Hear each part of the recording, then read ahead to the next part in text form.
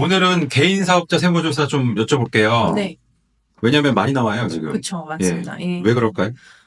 개인 사업하시는 경우에 법인이 아니죠. 그러니까 개인 사업을 하시는데 세무조사를 받는 상황이 생기셨다. 그러면 사실은 정기조사보다는 이제 비정기조사가 또 많을 수도 있는데, 네.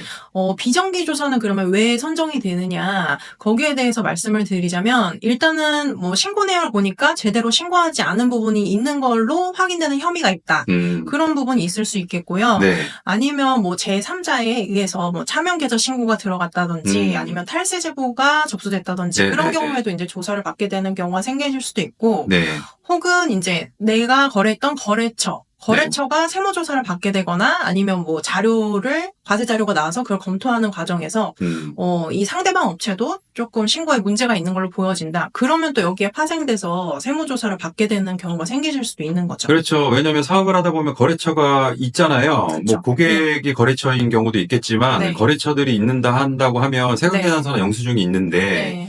어느 한 업체가 문제가 됐다 그러면은 줄줄이 고구마예요. 줄줄이 고구마 이렇게 나오듯이 연결이 된다는 얘기죠. 네. 결과에 대한 그 통지서가 나오는데, 그 결과에는 어떠한 세금이 얼마가 부과될 거다. 이런 이제 금액들이 기재가 돼 있고, 어떤 항목이 잘못됐다. 이런 부분까지도 이제 알 수가 있는 거죠. 그러면 그 결과에 대해서 내가 수긍하지 못하는 부분이 있다거나 해서, 이 부분은 조금 내가 또 법적으로 다퉈보고 싶다. 내 권리를 주장해보고 싶다. 하신다고 하면은 조세 불복 절차를 거치게 돼 있어요. 그러면 그때도 이제 문서로서 내 주장을 펼치게 되는데, 이때도 사실은 직접 내가 본인이 사업하시는 개인 사업자 본인이 하시기는 조금 어렵다 보니 전문 세무사의 도움을 받아서 진행을 하시는 경우가 많고, 이렇게 조세 불복 절차를 신청하시게 되면 그러니까 뭐 억울한 경우에는 당연히 납세자의 권리도 있는 겁니다. 네. 뭐 잘못한 건 잘못한 거고 억울한 건 또 억울한 거고 네. 그런 부분들에 대해서 조세 불복이라는 절차라는 거를 할 수 있는 건데요. 네.